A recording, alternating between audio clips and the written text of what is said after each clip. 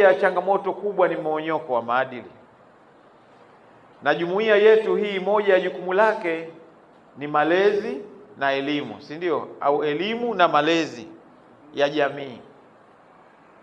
Niombe sana tujitahidi kuendelea kuikumbusha jamii inayotuzunguka kwenye maeneo yetu, kwa sababu kwa bahati nzuri kwa vyama vya siasa na jumuiya zake ni Chama cha Mapinduzi pekee chenye uhai hadi leo kufikia ngazi ya tawi.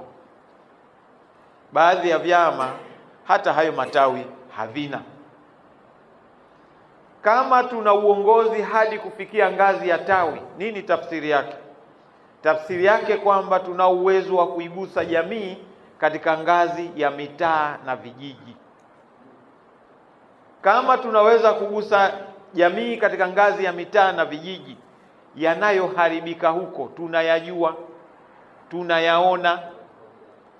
Rai yangu kwenu, tuhakikishe kwamba tunaungana na jamii kutimiza wajibu wetu wa kisiasa na kiutawala, kwa sababu dola ya Jamhuri ya Muungano wa Tanzania, dola ya Zanzibar inasimamiwa na Chama cha Mapinduzi. Jumuiya ya wazazi ni moja kati ya jumuiya za Chama cha Mapinduzi.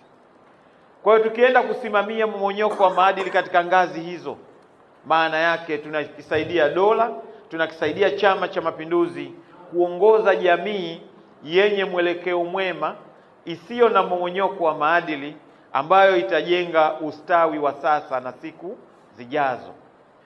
Jukumu kubwa la mzazi hata katika familia ni kulea, na katika jukumu hilo la kulea tunapaswa tuwalee wema na wasio wema, ili kusudi wote wawe wema na hatimaye tuendelee kuwa na jamii iliyo bora na imara.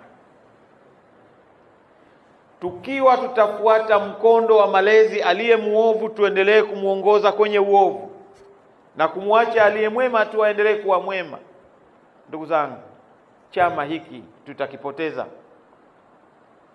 Tulikabidhiwa kikiwa imara, tujitahidi tukikabidhi kwa wenzetu watakao kuja kikiwa imara.